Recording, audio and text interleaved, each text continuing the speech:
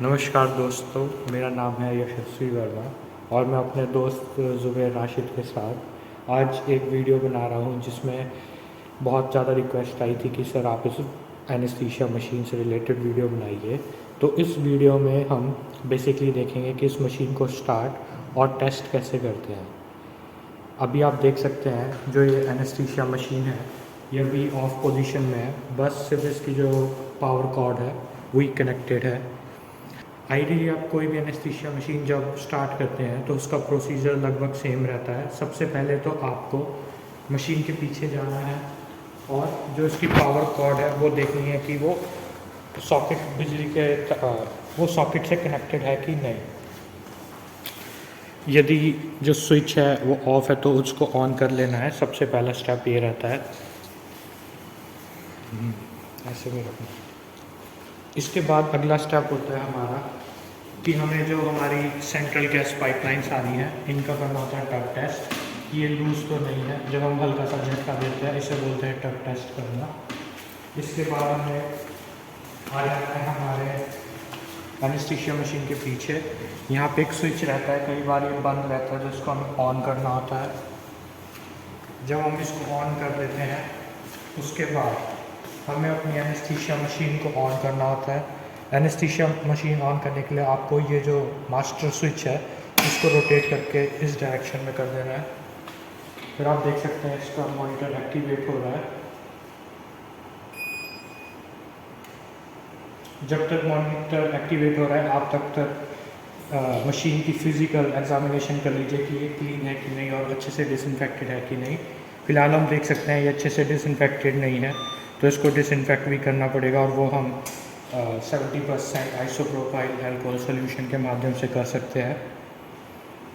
जब हम कोई भी मशीन डिसइंफेक्ट करते हैं तो हमें ध्यान देना होता है जहाँ पर टेक्स्ट वगैरह लिखा होता है उस एरिया में हमें आइडियली अल्कोहल का उपयोग नहीं करना चाहिए और स्क्रीन के ऊपर भी हमें उससे डिसइंफेक्ट नहीं करना है।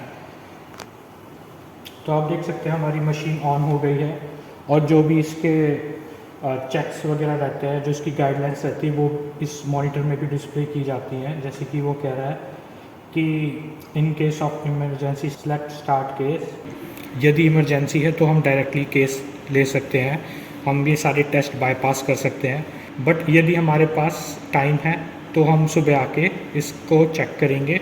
चेक करने के लिए सबसे पहले बोलता है कनेक्ट स्कैवेंजिंग। इंडिया में मैंने देखा ज़्यादातर हॉस्पिटल्स में एनेस्थीसिया गैस स्कैवेंजिंग सिस्टम नहीं लगा होता है, तो वो हमारे पास है नहीं। फिर आता है open and close the cylinders. Connect scavenging system, open and close the cylinder, connect the patient circuit, check absorber and absorbent, select a test from menu, complete the instruction and start the test. Automatic test beeps if action is required. तो सबसे पहला test जो हमें करना होता है वो होता है, अभी हमने सेंट्रल सप्लाई का प्रेशर चेक करना है। तो आप यहाँ पे देख सकते हैं जो सेंट्रल सप्लाई का प्रेशर है वो 64 psi ऑक्सीजन का चल रहा है और नाइट्रस ऑक्साइड का 60 psi और एयर का 67। अब हमें सेंट्रल सप्लाई के प्रेशर के साथ साथ सिलेंडर का प्रेशर भी चेक करना होता है। तो आप वो देख सकते हैं इसमें ऑलरेडी सिलेंडर ओपन है जिस वजह से प्रेशर शुरू रहा है। आइडियली सिलेंडर ओपन नहीं होने चाहिए, इसको हम अभी बंद कर देंगे। ऑक्सीजन का मोर देन 1000 psi होना चाहिए, मतलब आधे से ज़्यादा भरा होना चाहिए। और नाइट्रस ऑक्साइड का आप प्रेशर देख सकते हैं। नाइट्रस ऑक्साइड को मेज़र करने के लिए कि सिलेंडर में कितनी है उसका वेट लिया जाता है। सिर्फ हम ऑक्सीजन का प्रेशर की मदद से उसकी अमाउंट का आइडिया लगा सकते हैं। तो अब हम सिलेंडर बंद कर देंगे। आइडियली यहाँ पे 00 आना चाहिए था, फिर हम सिलेंडर खोलते फिर ये प्रेशर आने चाहिए थे, बट मे बी किसी वजह से वो खुला होगा तो अब हम उसको क्लोज़ कर देंगे। क्लोज़ करने के लिए हम एनेस्थीसिया मशीन के पीछे जाएंगे और यहाँ पे हमारे पास रहती है स्पाइरल की। तो अब हम इसको क्लॉकवाइज डायरेक्शन में घुमाकर इसको टाइट कर देंगे या क्लॉकवाइज डायरेक्शन में घुमाकर सिलेंडर क्लोज कर देंगे। तो अब हमारे सिलेंडर चेक हो चुके हैं, सेंट्रल सप्लाई का प्रेशर चेक हो चुका है। अब हम बाकी के टेस्ट करेंगे। एब्जॉर्बर चेक करना होता है, एब्जॉर्बर एग्जॉस्ट ना हो गया हो। जैसे कि यहाँ पे हमारा ड्यूरासॉल इंडिकेटर का उपयोग किया गया है, तो ये इंडिकेटर का ये रहता है सीन कि हमारा जो सोडा लाइम है वो पिंक से वाइट हो जाता है। तो आप देख सकते हैं अभी फ़िलहाल काफ़ी पिंक है, तो इट मीन्स अभी हमारा सोडा लाइन ओके है। अब सबसे पहला टेस्ट जो करना होता है वो रहता है वेंट गैस का। वेंट गैस पे क्लिक करेंगे तो इंस्ट्रक्शंस आ जाते हैं, जैसे कि set the back vent switch to ventilator. तो हमारे पास एक स्विच होता है, ये हमारा होता है बैक वेंट स्विच, और जैसे कि मशीन बता रही है हमें इसको वेंटिलेटर वाले मोड में कर देना है। इसके बाद हमें ये कह रहा है open the patient Y piece. तो जो हमारा ये वाई कनेक्टर है, तो जो हमारा ये वाई पीस है इसको हम ओपन कर देंगे, ओपन टू एयर कर देंगे। अगला स्टेप क्या कह रहा है, set the ACGO switch to circle. यहाँ पे आप देख सकते हैं ये ACGO स्विच है, इसको हमें सर्कल में करना है। तो आप देख सकते हैं ये ऑलरेडी सर्कल में है, तो हमें इसको करने की ज़रूरत नहीं है, ये ऑलरेडी सर्कल में है। Calibrate remove reinsert latch flow sensor. हमारे पास मशीन में इस जगह पे फ्लो सेंसर दिए गए होते हैं।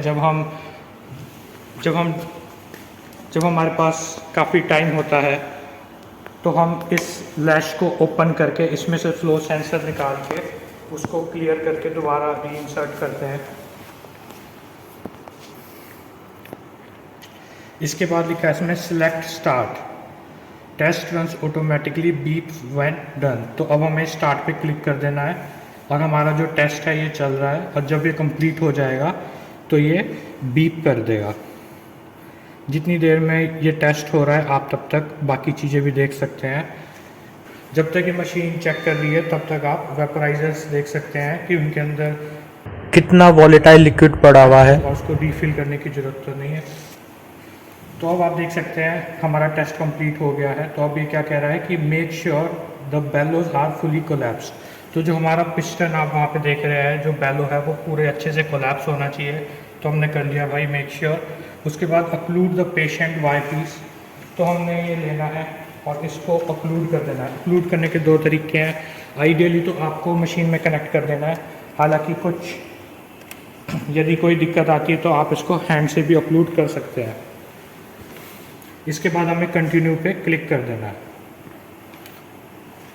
अब ये टेस्ट हो रहा है, इसमें मशीन अपने आप चेक करेगी ये सारी चीज़ें, जैसे कि verified bellows emptied, circuit leak, mechanical ventilation, circuit compliance, O2 flow control, air flow control, nitrous oxide flow control, battery and electric power.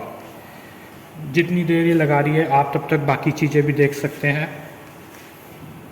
आप तब तक अपना IV फ्लूइड और इंटुबेशन ट्रॉली रेडी कर सकते हैं। तो आप देख सकते हैं हमारा जो वेंट गैस चेक था ये हो चुका है, इसमें सारी चीज़ें ओके आई हैं। सर्किट लीक हमारा 100 ml से कम होना चाहिए। इसके बाद हमें अगला टेस्ट करना है जो कि हमारा circuit leak test. Circuit leak test में फिर से हमें इंस्ट्रक्शंस मिले हैं कि occlude the patient Y piece कर दिया है, set back vent switch to back, तो हम इसको वापस बैक पे कर देंगे। फिर ये बोल रहा है set APL valve half between 30 to 70। दोस्तों ये हमारा APL वाल्व होता है, इसको हम 30 से 70 के बीच में आधे पे क्लिक कर देंगे। इसके बाद है set the ACGO switch to circle. तो जो ये हमारा ACGO स्विच होता है इसको हम सर्कल पे कर देंगे। इसके बाद है सिलेक्ट स्टार्ट और फिर हम स्टार्ट पे क्लिक कर देंगे। जब ये टेस्ट पूरा हो जाएगा तब एक बीप की साउंड आएगी। तो आप देख सकते हैं यहाँ पे हमारा जो सर्किट लीक टेस्ट है ये पास हो गया है। इसमें जो सर्किट लीक है वो 100 ml से कम आया है। अब हम अगला टेस्ट करते हैं। अब हमें अगला टेस्ट करना है ऑक्सीजन सेंसर का। तो हम सर्किट O2 सेल वाले टेस्ट पे क्लिक करेंगे। तो ये क्या कह रहा है, open the patient Y piece. तो हमें ये वाई पीस को ओपन कर देना है। फिर ये कह रहा है set the back vent switch to vent. तो हम इसको वेंटिलेटर पे क्लिक कर देंगे।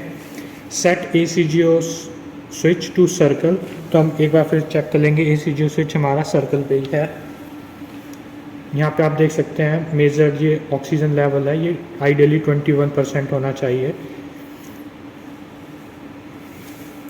तो अब धीरे धीरे करके हमारा ऑक्सीजन सेंसर 21% के अराउंड आ रहा है। दोस्तों आइडियली इसे 21% आना चाहिए। यदि ये 21% से बहुत ज़्यादा वेरी करता है तो हमें अपनी O2 सेल को दोबारा से कैलिब्रेट करने की ज़रूरत पड़ती है। अब हमारा एक टेस्ट बचता है जिसे बोलते हैं low pressure leak test. Low pressure leak test में बेसिकली हमें देखना पड़ता है, हमारे पास एक यूनिवर्सल लीक टेस्ट भी इसको बोला जाता है। इसमें हमारे पास एक इस टाइप का बलून होता है जिसको हमें हमारा जो ये ACGO पोर्ट है इसके साथ कनेक्ट करना होता है, और ACGO पोर्ट के साथ जब हम कनेक्ट करते हैं उसके बाद हमें इसको स्क्वीज़ करना होता है और फिर छोड़ देना होता है। फिर हमें देखना होता है अगर बल्ब 30 सेकंड के अंदर इन्फ्लेट हो जाता है तो वो फेल होता है, अगर वो इन्फ्लेट नहीं होता है तो हम उसको एज अ पास कंसिडर करते हैं। जब हम ये टेस्ट करते हैं उस दौरान हमें एक एक वेपराइज़र को लेना है और उसको 1 पे ऑन कर देना है, फिर हमें स्क्वीज़ करके कनेक्ट करना है, फिर छोड़ना है।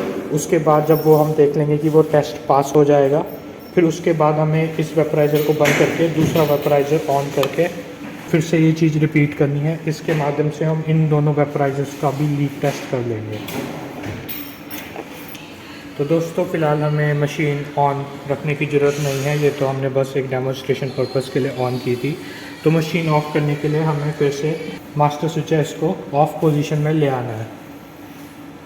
Okay bye, thank you. दोस्तों मुझे उम्मीद है कि इस वीडियो के माध्यम से आपको कुछ सीखने को मिला होगा, और आपका ये वीडियो देखने के लिए बहुत बहुत धन्यवाद।